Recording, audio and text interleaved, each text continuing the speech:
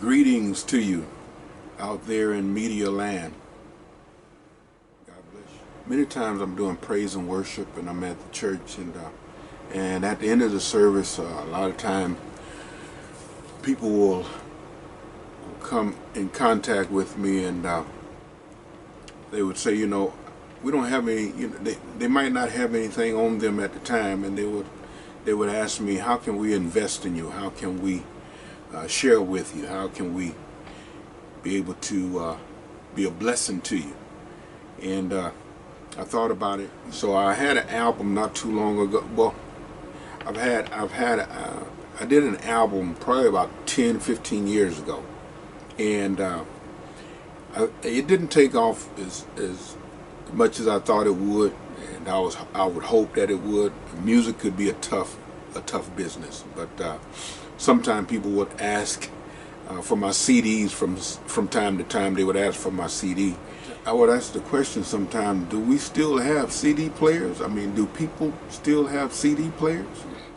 I haven't done a whole lot in the way of media. I decided to put a Cash App, NZWJR, and so the Cash App logo, I believe, is right here. So if different ones that I run into want to be a blessing, they can just go right to that app and be able to contribute in that way. I've done a few songs, a few original songs, and some songs that were already out there for many years already by different composers. There are some that love to sing, love to worship, and they might not ever put a CD out, a complete CD out or anything like that. So God just drops it in my heart to work with them and just use the gift I have. Just take and record them, just set up in their homes, set up in the church, and just record them and try to produce their own voice, their own worship, their own praise. And I worked with my wife. She plays a flute. I've been playing for many years, probably since she was about 6, maybe 7 years old. And I've been playing music since I was about 8. And I remember starting off playing on the organ when you had to pump the air through the keys with your feet. There was air pedals at the bottom where you had to pump the air through the keys in order to play. And yeah, needless to say, that was a long time ago. And my dad, he gave me a guitar, electric guitar, when I was 12 years old. So that same guitar, I still have it today. It's about 50 years old. So I'm giving away my age. But worked with my wife, and I did songs, original songs with my wife, as she plays the flute. And that was a new adventure, to kind of work outside of myself, and not just focus in on what I can do or focus in on whatever songs that I want to do for myself. And so she was my first project. And with my wife, we did,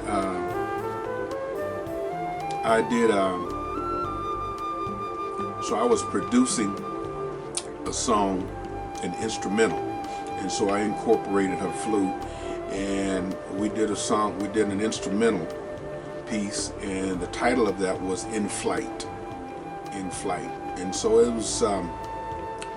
was just an instrumental, something that would go nice with a drive on the beach out on a nice sunny day. And so we did an instrumental. And my pastor, I worked with my pastor, Pastor Jones of Grace Bethel Missionary Baptist Church in Riverside, and on Cypress Street, and worked with him and produced a song that I had in my heart, and I was intending to do it myself, but I wanted to add him into it because he loves to sing too. And so I saw a bit of a talent in him, and so I said, well, let me just draw on that gift. I myself and Pastor Jones, we did a duet. We did a duel together. The title of the song was Every Time, Every Time. The concept is that no matter what you're going through, God is there every time. God has been there every time. And then there was another young man that was in the choir at the time. His name was Lorenzo, and he is visually impaired. He's visually impaired, and so I said, well, let me just use his gift. And so I recorded him and produced a song that was really already out there. That didn't turn out bad, and he's visually impaired, and he was willing to work with me, and he was willing to let me record him and just, see what happens, see how God will move in that direction. And there are many that sing that can see very well, but he does not let that stop him from praising God, from worshiping God. And I also work with another family member, Charles, my first cousin. And the name of that song is He's Been That Good. And I worked with him for a while, and that was a great experience. It was one of the experiences that I really dug into it, operating outside of what is just for me, and see if I can be a blessing to somebody else and produce somebody else and see how that, and just try those different avenues.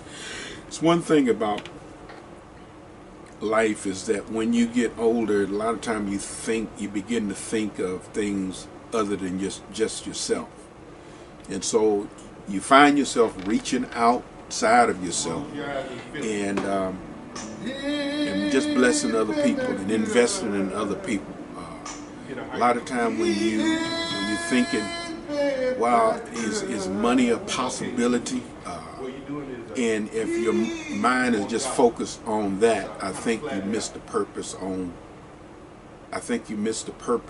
why God has given you another opportunity to be here. And that is to give Him praise. That is that He gets the glory out of your life, and that you capitalize on the reason that you are blessed yet to be here, to invest and to be a help to others and to be an influence, be a positive influence on people.